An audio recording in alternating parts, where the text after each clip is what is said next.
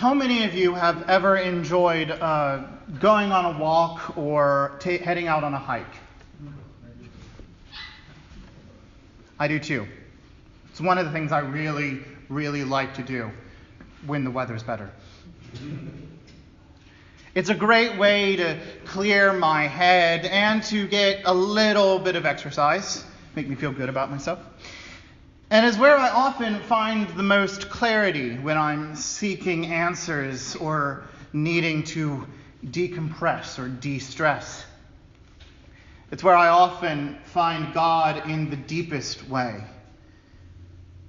Now, as an undergrad at Lee University, I would get up in the middle of the night sometimes because I just couldn't sleep. And I would get up and I'd go outside and walk all over campus. It was a little easier to do most of the year in southeast Tennessee.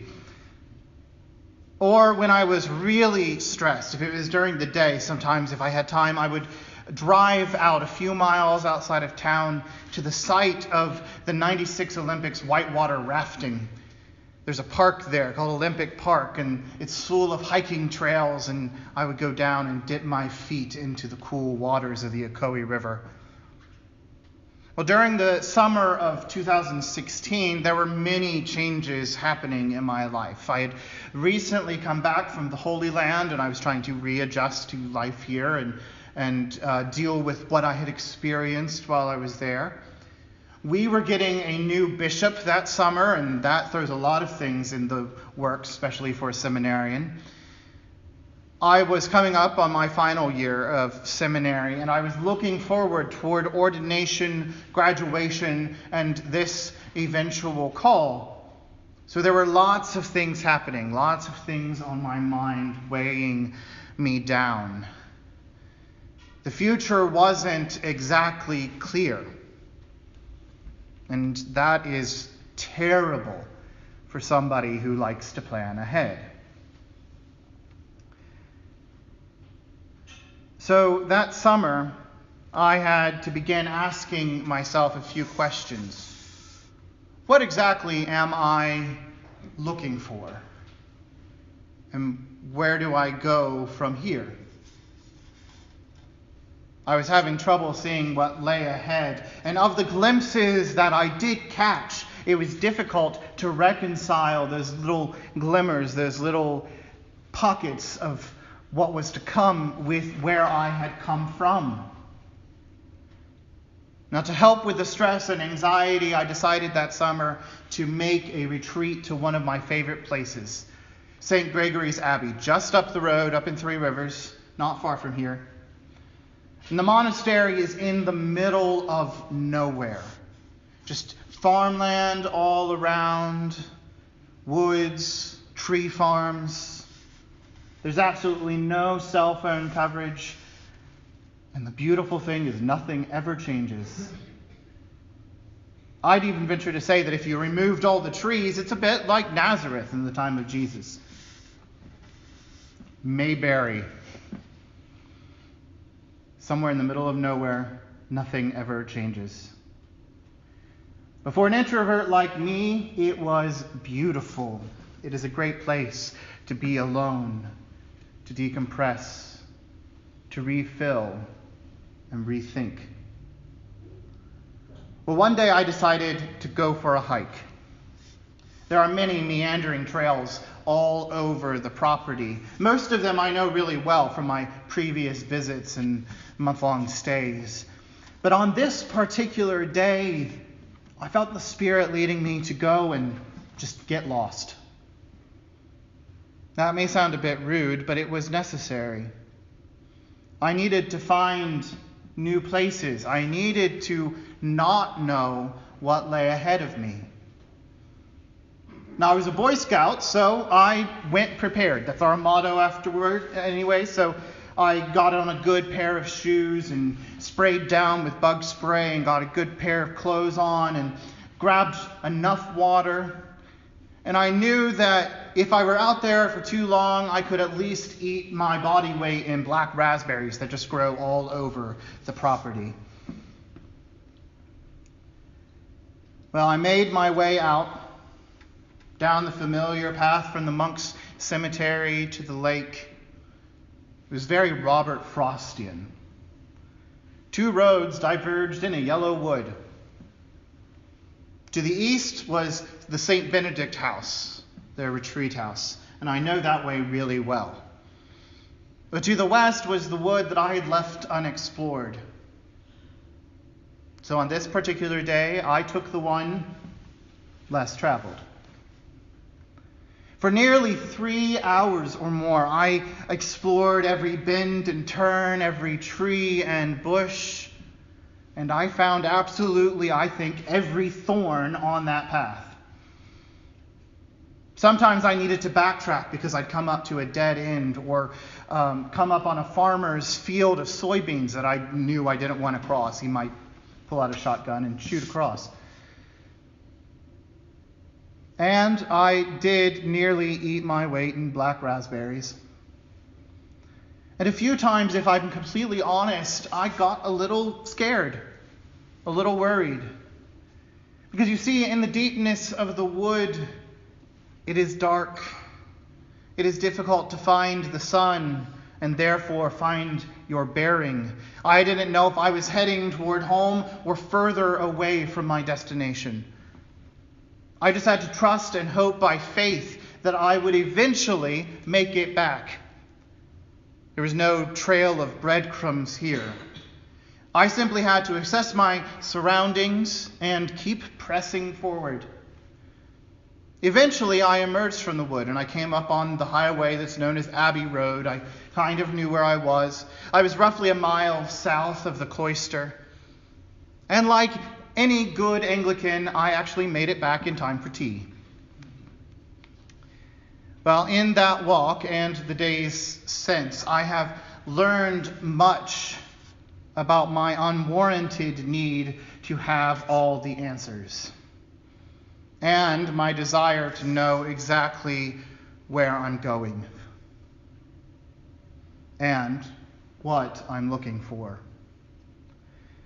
I'm learning to move forward with a faith like Nathaniel. I hear the Spirit calling me like the Apostle Philip did to him, come and see.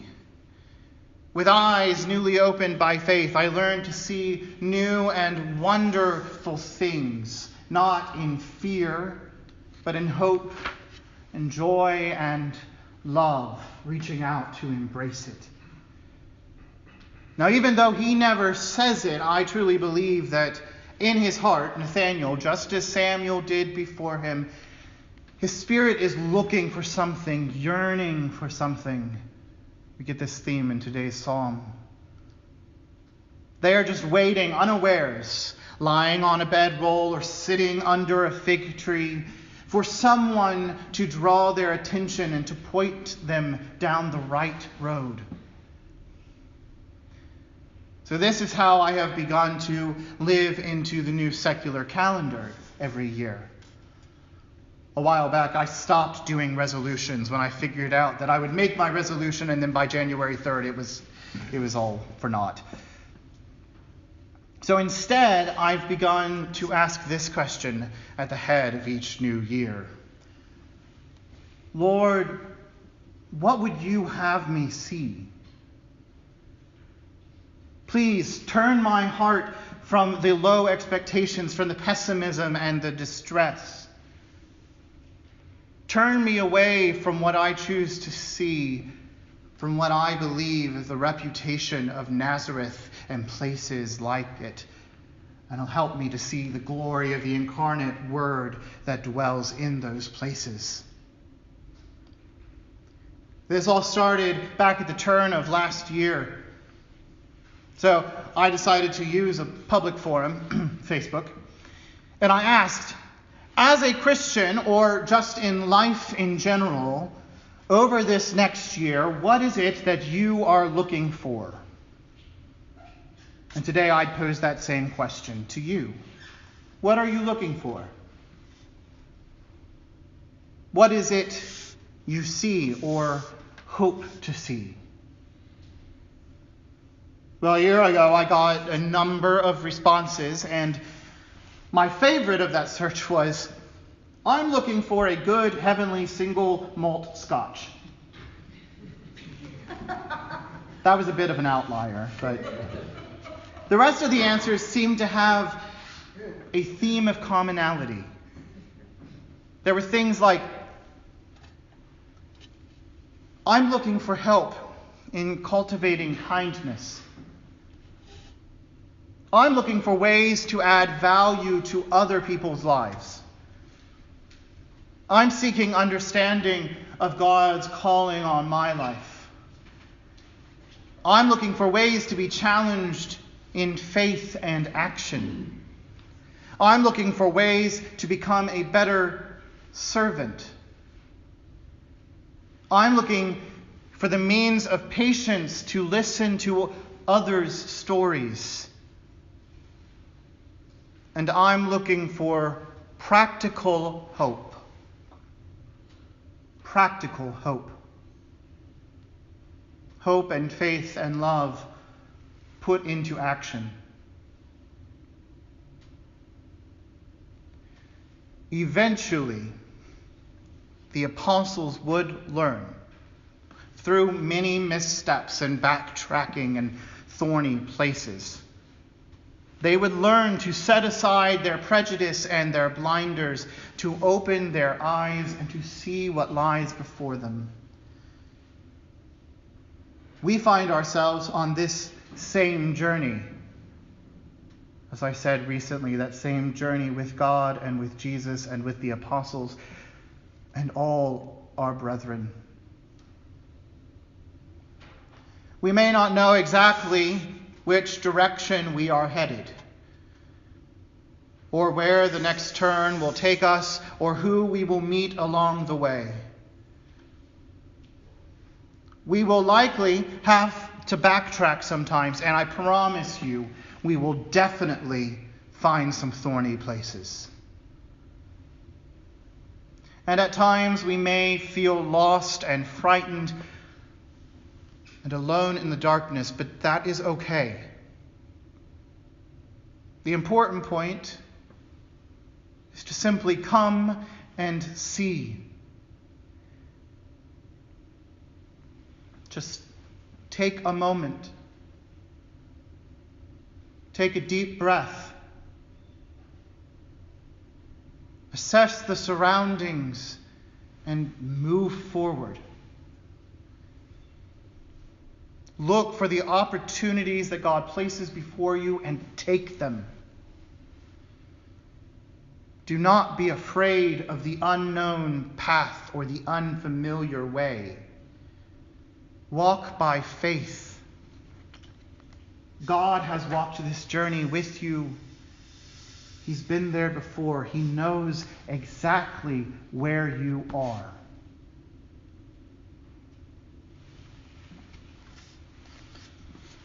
While I was in seminary, I shared a study carol with Father Tom Adamson, who's now over in Angola. And outside our little office area, there was a quote on the wall. It was by Thomas Merton. And I'd see it whenever I'd come in the morning. I'd see it as I was going out at night. And I try to read it, to take a moment and pause and read it before going on my way. And I attempt, sometimes failing, but I attempt to take its words to heart and live them out every day. It goes like this. You do not need to know precisely what is happening or exactly where it is all going. What you need is to recognize the possibilities and challenges offered by the present moment and to embrace them with courage, faith, and hope. So, when you ask God that question, sometimes in what may seem like the silence of his answer, all you can do is put one foot in front of the other and trust God. Because his Spirit lights the way before you, beckoning, come and see.